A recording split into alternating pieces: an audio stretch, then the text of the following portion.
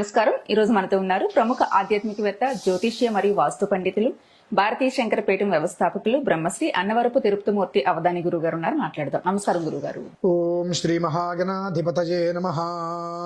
గురుగారు, ఇప్పుడున్న రోజుల్లో ప్రతి ఒక్కరికి ఆర్థిక ఇబ్బందులే.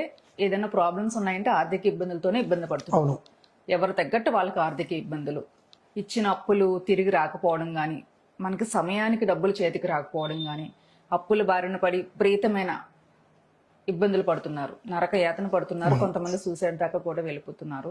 ఇలా రకరకాల ప్రాబ్లమ్స్ గురుగారు, ఆర్థిక ఇబ్బందులతో ఇబ్బంది పడుతున్న వాళ్ళు. ఆర్థిక ఇబ్బందులు తొలగిపోయి కొంచెం డబ్బులు వచ్చే అవకాశం ఏదో ఒక రకంగా వస్తేనే వాళ్ళు అప్పులు తీర్చుకుంటారు కదా. దానికి ఏమైనా పరిహారాలు ఏమైనా ఉంటాయా దైవిక పరంగా?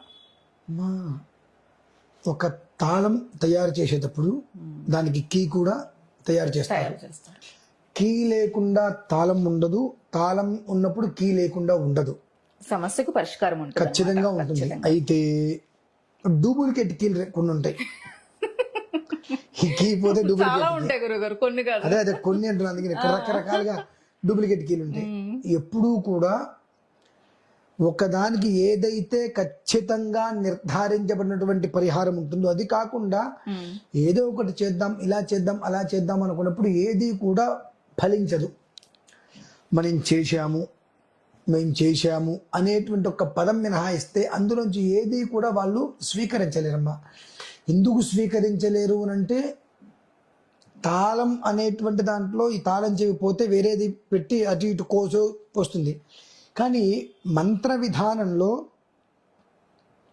దీనికి ఈ విధానం అనుసరించాలి అన్నప్పుడు అది కాకుండా వేరే ఏదైనా చేస్తే ఫలితం రాదు. ఇక మీకు ఎప్పటికీ రాదు. అది తెలుసుకునే లోపు అక్కర్లేనివి 10-15 విధానాలుగా చేసి లేనిపోయినటువంటి ఇబ్బందులు మనం కొని తెచ్చుకుంటున్నాం.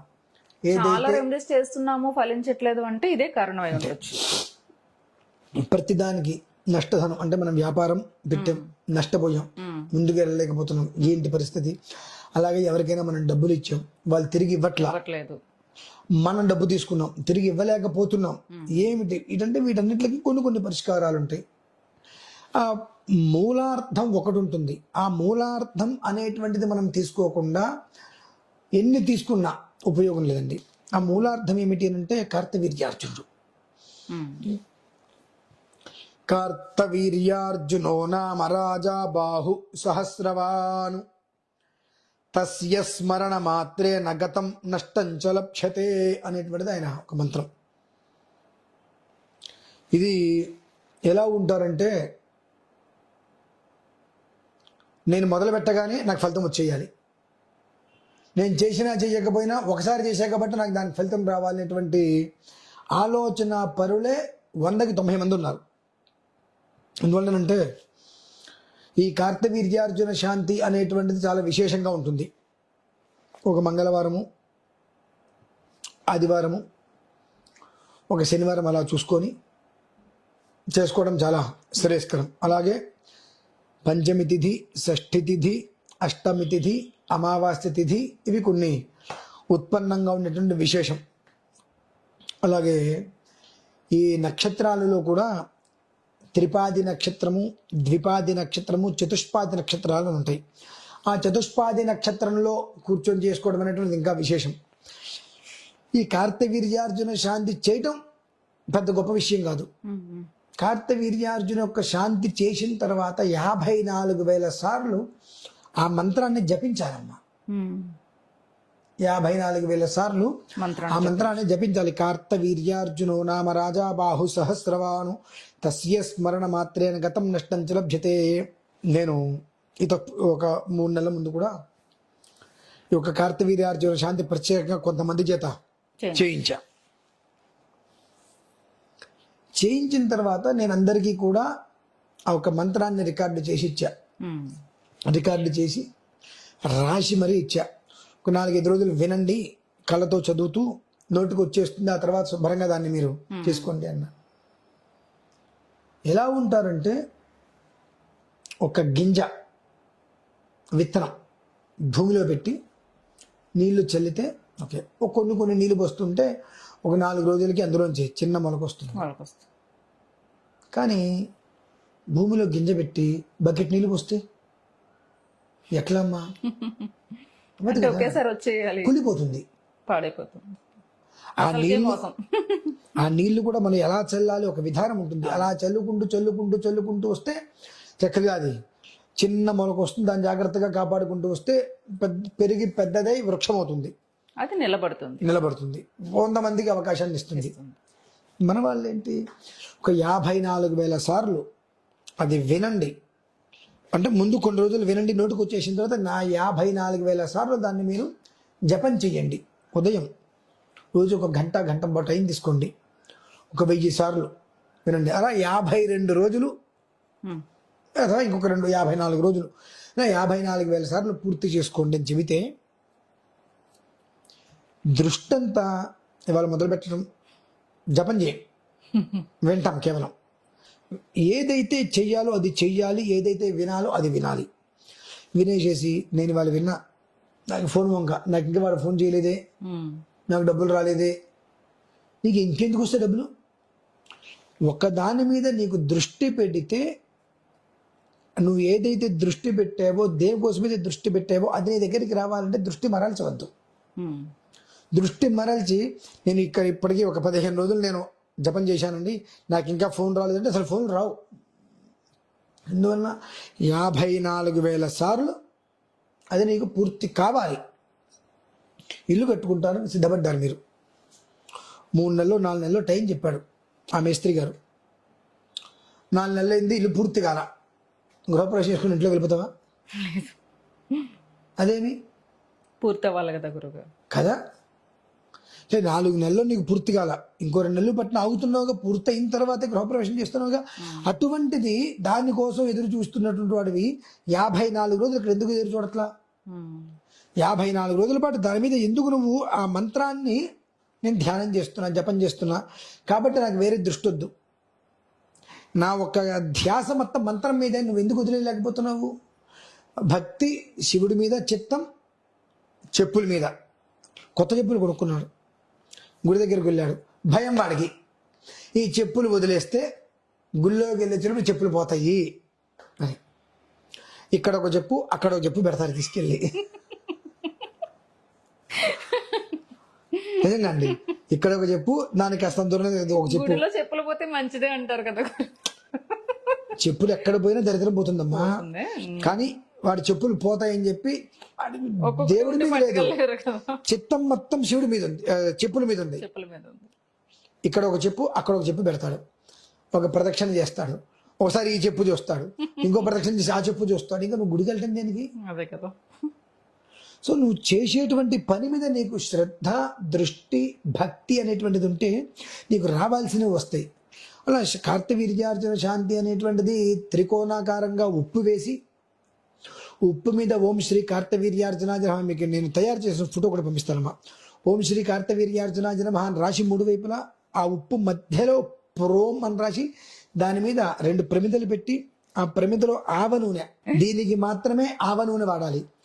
ఇక దేనికి కూడా దీపారాధనకి నువ్వుల నూనె, ఆవు నెయ్యి మాత్రమే వాడాలి. ఇక ఎక్కడా కూడా వాడకూడదు.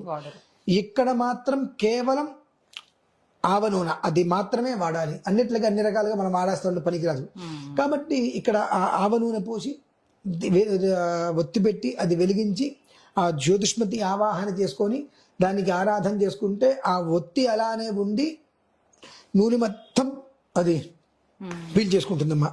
ఈ ఆరాధన పూర్తయిన తర్వాత అక్కడే కూర్చొని కార్తవీర్యార్జునో నామ రాజా బాహు సహస్రవాహను తస్య స్మరణ మాత్రేన గతం నష్టం చ లభ్యతే అని మినిమంగా 5,000 సార్లు అక్కడ కూర్చోగలగాలి. అంటే ఏమిటి అంటే, మీరు ఉదయం 7-8 గంటలకు మొదలు పెడితే మీకు ఆ కార్తవీర్యార్జున విధానం పూర్తయ్యేటప్పుడు అస్తమానం అవుతుందండి.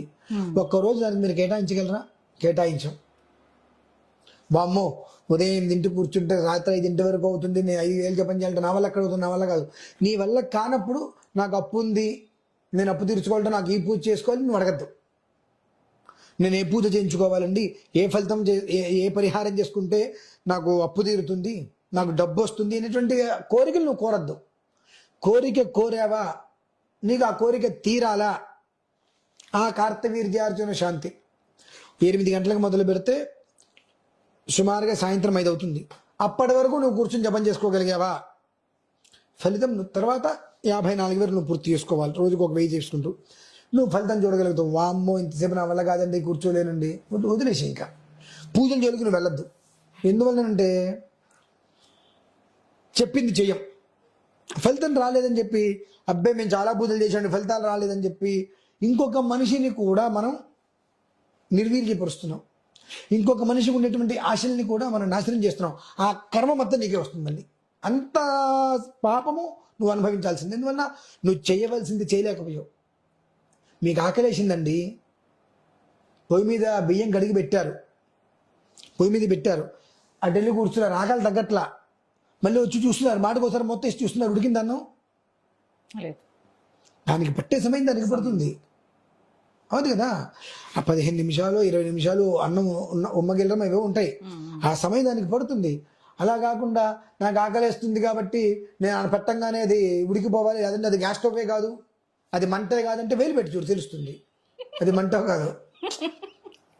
2 అన్నం వండుకున్నావు కదా, ఇవాళ అన్నం వండు, కోపం వచ్చింది, నాకు ఆకలి వేసిన టయానికి అన్నం నేను తినలేకపోయి అన్నం నాకు రెడీగా కాలేదు కాబట్టి అన్నం నేను తిన్నాం, ఈసారి ఆకలి వేసినప్పుడు చూద్దాం చెప్పి దాన్ని వదిలేసావు. ఇవాళ మధ్యాహ్నం వండు, నువ్వు దాన్ని వదిలేసావు, రేపు సాయంత్రికి ఇంటికి వచ్చావు, అప్పుడు నీకు ఆకలేసింది, ఆ ఉంది దాన్ని అన్నం తింటావా? చచ్చిపోతావు. అనారోగ్యం వచ్చి ఇబ్బంది పడతాం కదా మనం. అంటే అన్నం ప్రాణమన్నమపానమాహు అన్నం మృత్యుం తము జీవాత్మాహు, ప్రాణాన్ని నిలబెట్టేది అన్నమే, ప్రాణం తీసేది అన్నమే. అలాగే నువ్వు ఏ విధానంలో ఏది ఎంతవరకు ఎలా చెప్పబడిందో ఆ విధానాన్ని, ఆ అర్చన ఆ రకంగా నువ్వు నిర్వహించినట్లయితే దాని ఫలితం నువ్వు తీసుకుంటావు. నిర్వహించలేదు అనుకోండి, ఆ కర్మ కూడా పూర్తిగా నీకే అనుభవించాల్సిన పరిస్థితి వస్తుంది. దానికంటే ఏది చేయకుండా ఉండడం బెటర్. నాకేం వద్దంటే నీ కర్మ ఎలా ఉంటే అలా అనుభవిస్తావు. చెయ్యాలి అనుకున్నావా పరిపూర్ణంగా చెయ్యి, లేదా నేనేదో చేస్తాను, సగం చేసుకుంటాను, పావు చేస్తానంటే నీకు ఏమీ రాదు. ఫలితం అనేటువంటిది శూన్యం. ఫలితం గురించి ఆలోచించుకో, వదిలేసి ఇక ఎలా జరిగితే అలా జరుగుతుంది అనుకో, అంతే.